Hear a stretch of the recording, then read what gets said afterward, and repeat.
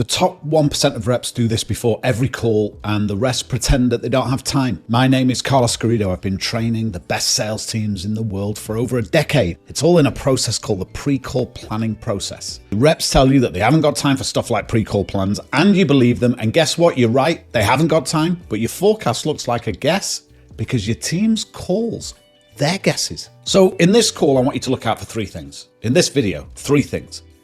Number 1, the mindset shift that separates a planner from somebody who doesn't plan, who sells on instinct.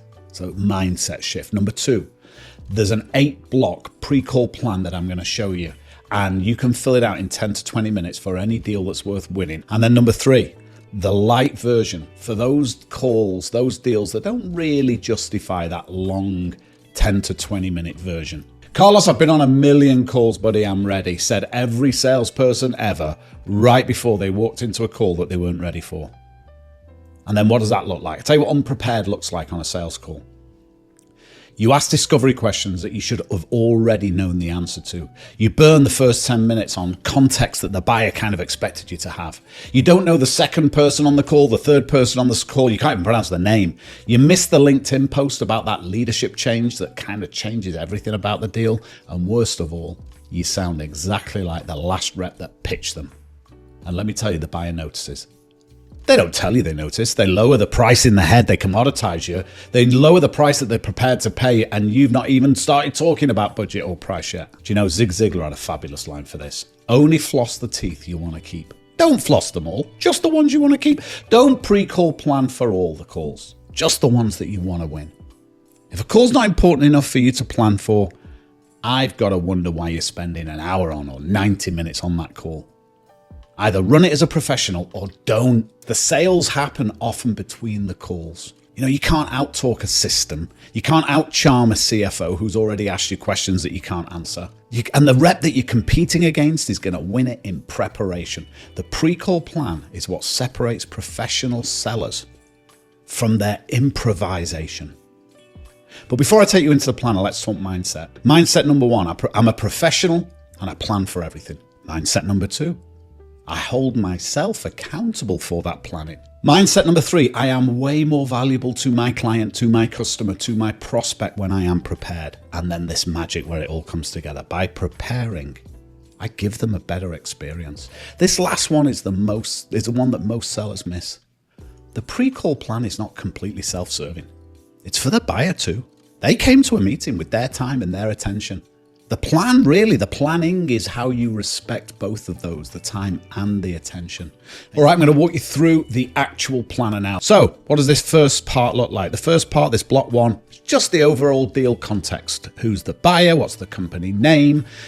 You're kind of going to want to know what stage the deal is at. So that's an important part. I'm going to put, let's imagine it's ABC Co. And let's just say this is going to be a discovery stage. It is powerful just to identify where you are in the process. And then, of course, you're going to be able to put a date in. Let's have this for tomorrow. Let's start with the participants. This little section here, and look, you can add extra participants.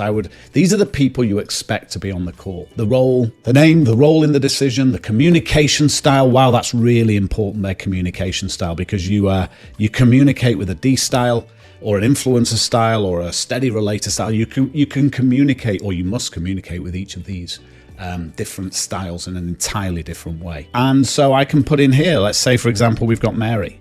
And Mary might be the CEO of the company, CEO. And maybe Mary is a high I style. So she's gregarious, larger than life, good sense of humor, likes to talk.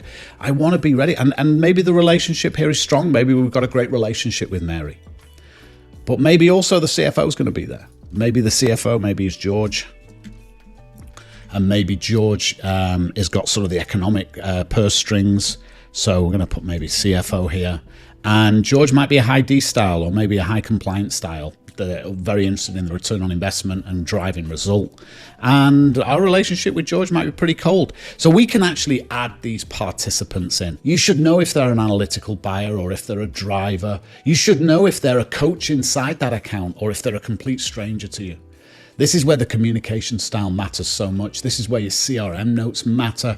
And you can tell whether a buyer needs a a spreadsheet, or he's going to make the decision based on a gut instinct. You can tell that, and you can figure that out even before the call. You can add a participant. You can find them on LinkedIn. 7 seconds on a profile beats no information at all, for sure.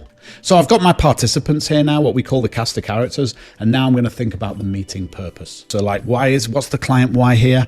Maybe there's a strategic push into, I don't know, new markets, whatever it is you're selling, new markets. And then what's our why? We help people who ... fill in the blank. So just to connect those whys is really strong. Block 4, outcomes and actions. What does success look like? What action do I want them to take after this meeting? Well, the number one reasons deals stall is that we end meetings without a commitment, without a real commitment from a buyer. Not to the whole deal, that's often unreasonable, but to a very discreet and defined next step. But like, goal for the meeting is whatever, XXX. And then maybe my double is Y. And maybe I should also think about what's my minimum. What's my minimum walk away here? I'm not prepared to walk out without this minimum standard. These outcomes and actions that I can expect from my buyer can be real revolutionary. Now I've got a goal to drive towards, instead of hoping that the call drives itself. It's amazingly effective to have that pre-built, clear vision of where this meeting, this call, and this conversation is going. And by the way, it feeds so beautifully the next part, which is our agenda, the upfront contract. What are the outcomes that we're looking to get? What's the time contract on this call? What's my agenda? What do I need to get out of it? What does the buyer need to get out of it? It's probably the most powerful 90 seconds of any sales call when you walk in and tell them exactly what's going to be covered. The seller who controls the agenda controls the call. And if you show up without an agenda, you're just basically a guest. Key questions that I want to ask. The deal is generally won by whoever asks the best questions. Top sellers don't improvise their questions. They sequence them. They open a door with a surface problem or pain. They dig deeper to impacts, business and personal impacts. And then they ask monetization questions. And then let's be ready for the questions that the client's going to ask me, or the prospect's going to ask me. This is where, and this, by the way, is the one we're tempted to skip because we think we've heard all the questions before. We think we've heard these questions before. Do we need to prep for them? Do we need to rehearse them? Absolutely we do. Rehearse. The first time you hear our price is too high should never be live on the call, not from that voice. You want to have done it in your head beforehand. Put it on paper. So you put down in here, what are the 3 questions? What are the 3 anticipated questions? And then finally, where's my caution? Where's the risks? What's going to blow this deal up? What are the internal politics? What competitors sniffing around this deal? What about a budget freeze? What about a decision criterion that we haven't even surfaced yet, or a new VP about to start in role? Let's prepare for these bombs before the call, because if you don't, then the buyer's going to detonate one right in the middle of your pitch and you've got nothing to come back with. And here's the magic. Look what happens here. Once you've filled this in, you can actually email the plan to yourself. The act of writing it down is 80% of the value. So here's the light version, but only for those calls that don't justify the long form. It's got 3 dimensions. Who's going to be on the call? Just write 1 sentence for each. Number 2, mindset. What's my mindset walking in? Am I the expert? Am I the order taker? Am I a negotiator? And then number 3, what is the one goal that I want? Do a goal, like we said on the outcomes on the long form. What is the one outcome that I want? 1 sentence. Who, mindset, goal.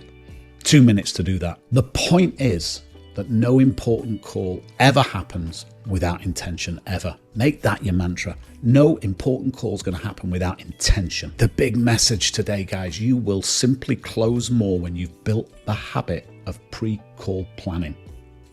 So your assignment this week, pick the most important call on your calendar. And in the next 7 days, the one that moves your number, the one that pays for your year if it goes right. Fill out the 8 blocks, hit send it to yourself, and walk into that call with the plan in front of you. You'll feel the difference inside of 5 minutes, and the buyer will feel it too, and it won't be unpleasant. And after that, decide for yourself whether the top 1% are right. The reps who close don't close because they're better. They close because they did the work that nobody saw. 20 minutes before the call decides the next 90 minutes of that call. So if you've got a meeting tomorrow, are you preparing for it? Or are you hoping that you're going to be a rock star? The download's in the description, and I'll see you guys in the next one.